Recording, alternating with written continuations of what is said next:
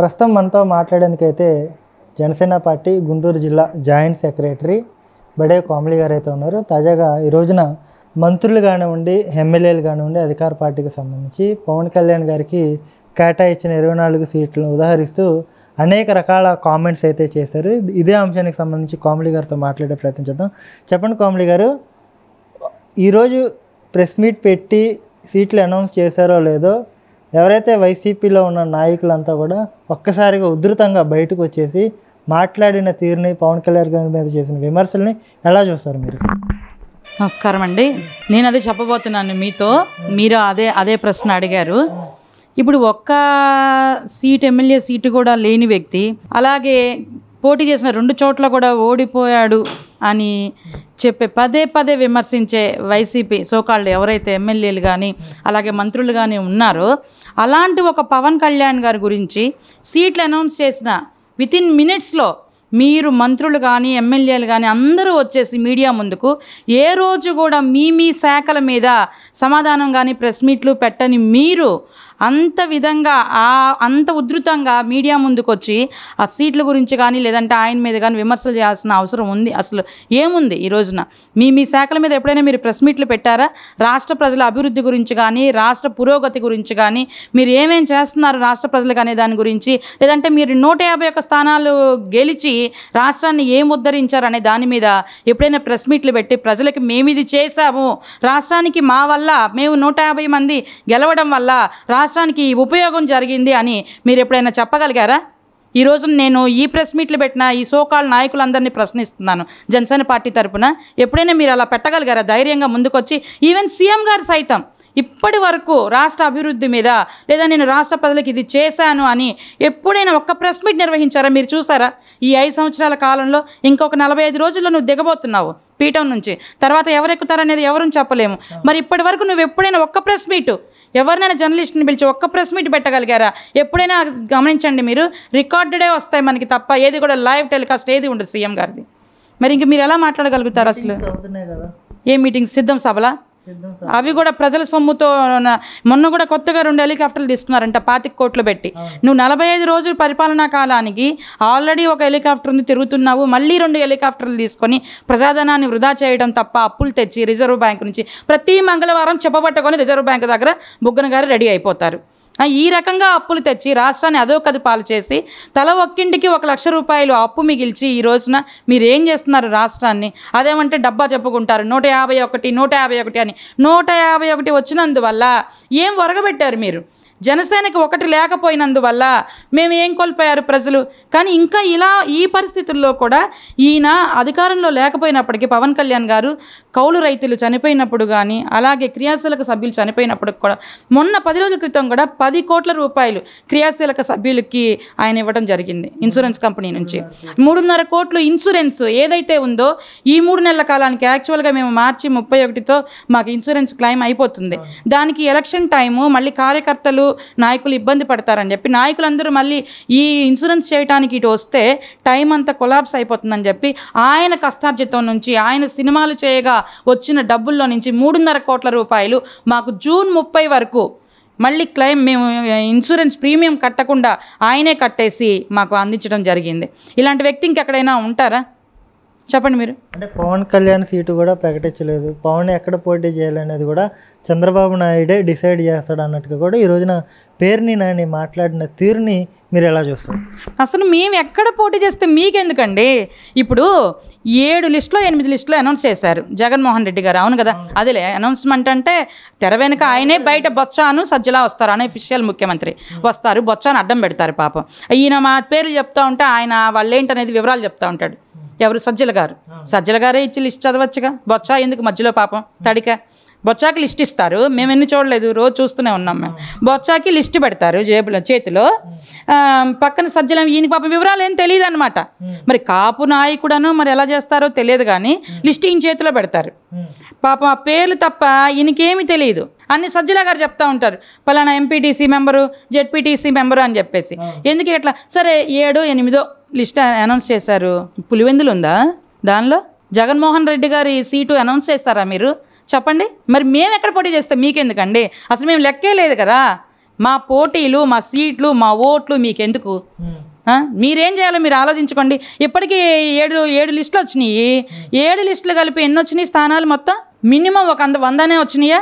పోనీ ఒక 90, ఒక 80 వచ్చినాయా? నాకు తెలిసి 78 స్థానాలు ఏమో అనౌన్స్మెంట్ అయినాయి ఇప్పటి వరకు. ఎవరికి ఇస్తున్నారు? ఎవరికి ఇచ్చినా ఏముందండి, ఎస్సీ అయినా బీసీ అయినా మంత్రి పదవి కట్టబెట్టినా మొత్తం అధికారాలు నీ జేబులోనేగా.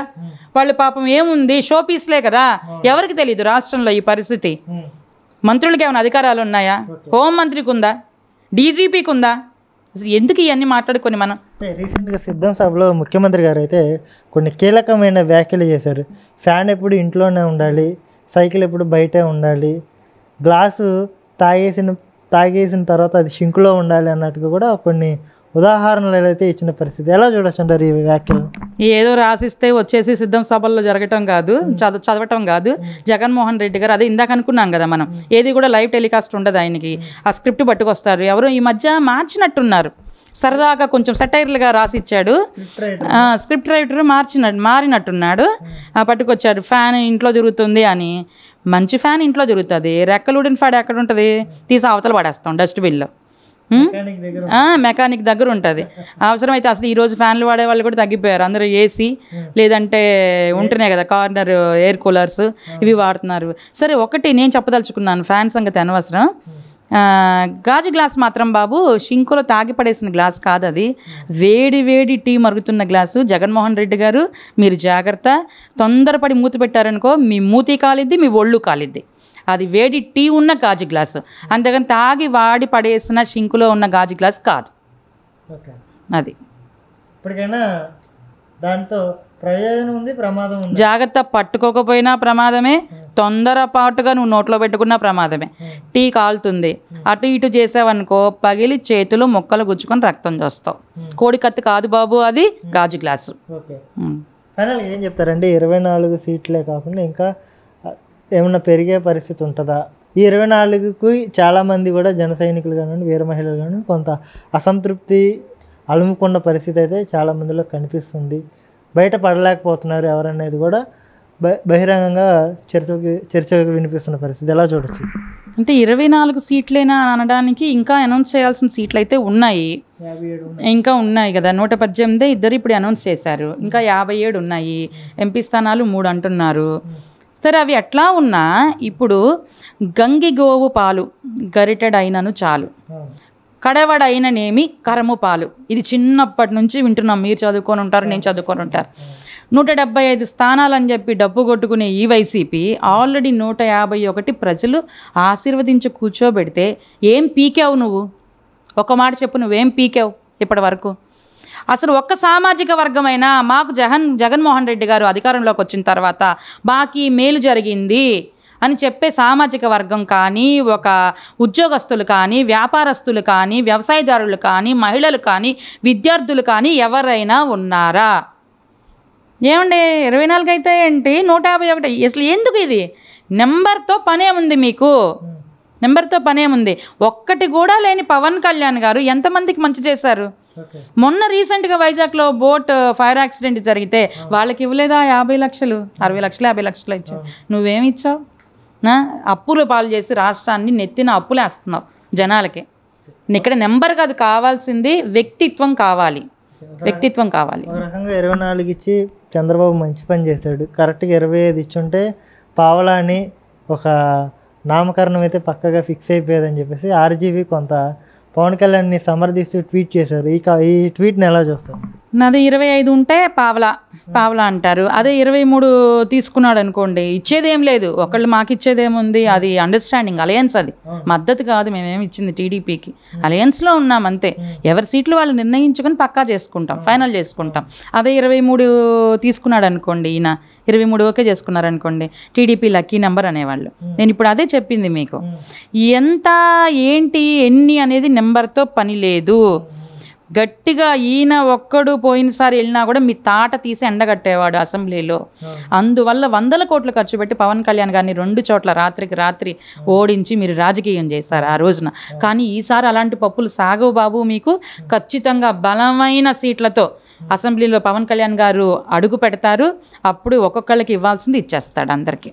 ఫైనల్గా ఏం చెప్తారంటే ఉధృతంగా విమర్శలు చేసే వైసీపీ నాయకులకి ఒక వీర మహిళగా మీరేం సమాధానం చెప్తారు? అదే ఇప్పుడు పావలా పవన్ కళ్యాణ్ లేదంటే సీట్లు తీసుకున్నాడు, తక్కువ తీసుకున్నాడు, ఇవన్నీ అనడం కన్నా ఇవన్నీ మీరు మాట్లాడేటప్పుడు కనీసం సీట్లు సర్దుబాటు అయ్యి అనౌన్స్మెంట్ జరిగిన ప్రెస్ మీట్ జరిగిన ఎంత కాలంలో వైసీపీ సోకాల్డ్ నాయకులందరూ బయటకు వచ్చారు? నిజంగా ఒక సీట్ లేదు కదా పవన్ కళ్యాణ్కి, నిజంగా ఈ రోజున అసెంబ్లీలో లేడు కదా, ఆయన గెలవలేదు కదా నిలబడిన 2 చోట్ల కూడా. మరి మీరు ఎందుకు ఇంతమంది ఆయన మీదకి వస్తున్నారు? ఏంటి పవన్ కళ్యాణ్ గారు అంటే ఏం లేదు కదా, లేనప్పుడు మీరు ఎందుకు మరి మంత్రులు ఎందుకు వస్తున్నారు? అంబటి ఎందుకు రావాలి? మరి రోజా గారు వచ్చేసి అసలు ఆ రోజు 2014లో రోజా గారు బాగా గుర్తొచ్చింది. 2014లో ఏమన్నావమ్మా రోజా, నువ్వు మా పవన్ కళ్యాణ్ గారు భిక్ష వల్ల గెలిచావు చంద్రబాబు నాయుడు నువ్వని చెప్పావు. ఈ రోజున పవన్ కళ్యాణ్ ముష్టి వేయించుకున్నాడు సీట్లని మాట్లాడుతున్నావు నువ్వు. మీది నరం లేని నాలిక, మీరు ఎలా అయినా మాట్లాడగలుగుతారు. మీకు ఒక విధానం, ఒక పద్ధతి ఏమీ లేదు. ఎలా చెప్పా ఎలా అడిగితే మీకు కాళ్ళు ఎలా పట్టుకుని ఎలా సవరదీస్తే మీకు అట్లా మంత్రి పదవులు, ఎమ్మెల్యే టికెట్లు పారేస్తాడని చెప్పి జగన్మోహన్ రెడ్డి భజన బృందం మీదంతా. అంబటి సంబరాల రాంబాబు కోసం వస్తే కాపు కులంలో పుట్టిన ఒక చీడ అంబటి రాంబాబు. నిజంగా చెప్పాలంటే ఏమేం చేస్తాడు, మాకు పట్టిన దరిద్రం అని చెప్పి సత్తెనపల్లి ప్రజలు ఈ రోజున ట్వీట్ చేస్తున్నారు. మాకు పట్టిన నరకం, మాకు పట్టిన దరిద్రం, మా సత్తెనపల్లిని నాశనం చేసేసాడు అంబటి రాంబాబు అని. నీ నియోజకవర్గం నువ్వు ఏడవయ్యా? పవన్ కళ్యాణ్ సంగతి నీకెందుకు? అదేమంటే కాపు కులం అని ఎత్తుకొస్తావు నువ్వు. కాపులాగా ఎప్పుడైనా బిహేవ్ చేస్తావా నువ్వు? జగన్మోహన్ రెడ్డి గారి దగ్గర ఈ రోజున నువ్వేం చేస్తున్నావు? ఊడిగం చేస్తున్నావు నువ్వు. కాపు కులాన్ని నిజంగా తాకట్టు పెట్టింది నువ్వు. తీసుకెళ్ళి అక్కడ ఊడిగం చేస్తూ నువ్వు పవన్ కళ్యాణ్ గారిని విమర్శించే అర్హత నీకుందా అసలు? పట్టుకొని రెడీ చెప్తారు, స్క్రిప్ట్లు పట్టుకొని అక్కడ ఏదైనా ఒక పని చేశాడు, ఈయన ఒక ప్రెస్ మీట్ పెట్టాడు, లేదంటే ఒక కార్యక్రమం ఏదైనా నిర్వహించాడు అనగానే పవన్ కళ్యాణ్ గారు స్క్రిప్ట్లు పట్టుకొని వచ్చేస్తారు తాడేపల్లి నుంచి. వీళ్ళందరూ వీళ్ళ సొంత భావంగా ఏదైనా సరే మనస్ఫూర్తిగా మాట్లాడగలిగారా వీళ్ళు? ఏమీ లేదు.